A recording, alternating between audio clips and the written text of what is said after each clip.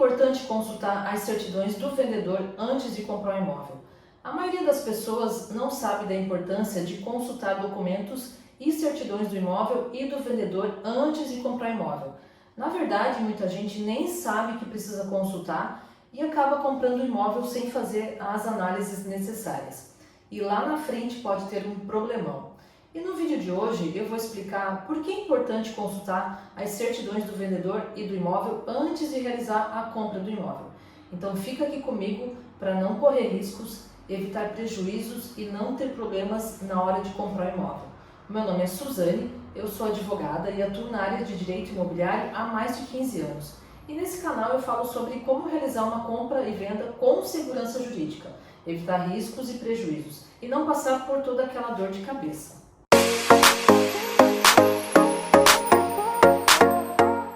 Eu vejo que muita gente não sabe da importância de consultar e analisar as certidões do vendedor e do imóvel, até porque não se compra o imóvel toda hora, né? E por não saber da importância, muitas pessoas também não sabem quais documentos e certidões do vendedor e do imóvel precisam analisar. E sobre isso eu já fiz um vídeo aqui no canal, eu vou deixar o link aqui na descrição desse vídeo para vocês assistirem depois, tá? E agora eu vou responder a pergunta que é o tema desse vídeo. Por que é importante consultar as certidões do vendedor antes de comprar um imóvel?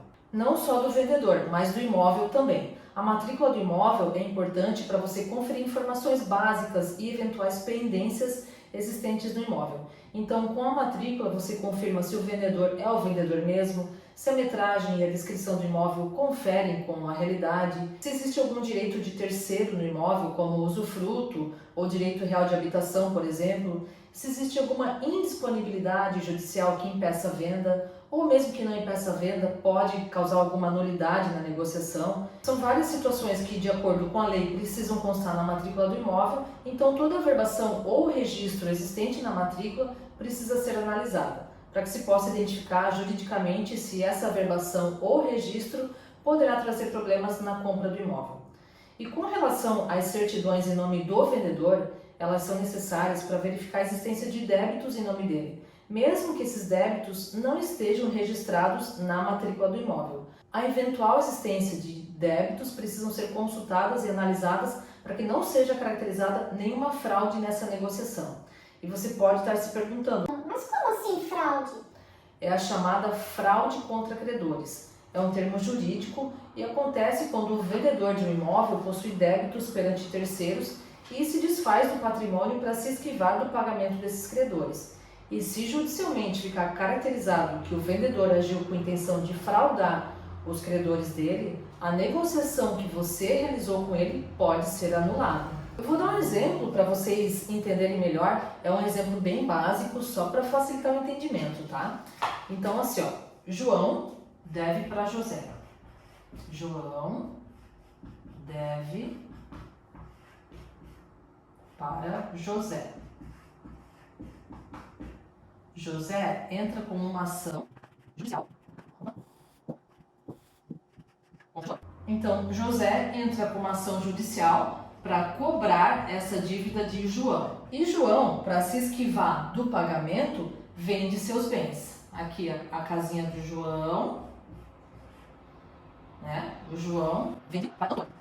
Então, Antônio compra a casa que é de João e não consulta se João tem algum débito. A compra da casa por Antônio é posterior ao processo de cobrança que foi movido por José contra João. Se o processo for julgado procedente e como a compra do imóvel aconteceu depois do processo de cobrança, possivelmente será caracterizada a fraude contra credores e a negociação será anulada. Então, a compra de Antônio será anulada. Claro que as coisas não são tão simples assim quanto o meu exemplo. Várias situações precisam ser comprovadas. Mas se no processo ficar demonstrado que houve fraude por parte de João, que é o vendedor do imóvel, a pessoa que comprou esse imóvel poderá ser prejudicada porque não providenciou as certidões que identificariam essa dívida. E a consulta a essas certidões é que comprovam que o comprador agiu de boa fé e que não tinha intenção de prejudicar ninguém.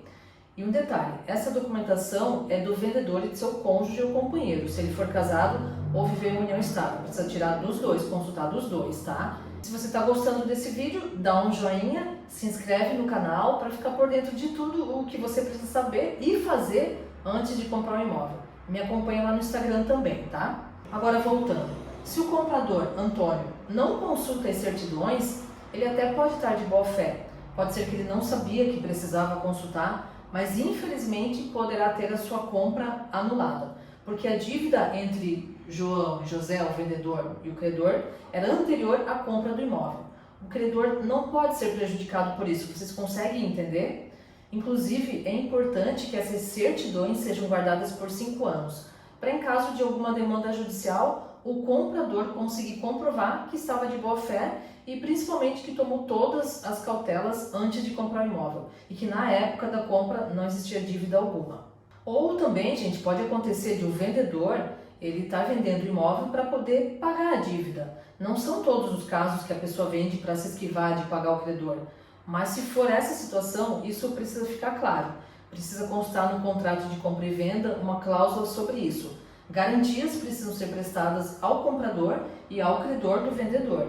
Então, caso exista débitos do vendedor que apareçam nas certidões fiscais ou em certidões de processos judiciais, eu sugiro que vocês procurem a orientação de um advogado, porque não é todo processo que impede ou prejudica a venda. E se o débito ou processo existente trazer prejuízos a essa negociação, é importante que se faça uma análise mais detalhada, como, por exemplo, qual o valor dessa dívida, o vendedor tem outros bens que poderão servir de garantia para pagamento do credor, porque se o vendedor possui outros bens que sirvam de garantia para o pagamento desse débito, talvez seja possível desconsiderar a fraude contra credores, porque a fraude acontece se o vendedor dilapidar todo o patrimônio dele. Agora, se a dívida for menor do que o patrimônio e a venda desse imóvel específico não acarretar em prejuízos e perda da garantia do credor, é possível que a fraude não seja caracterizada.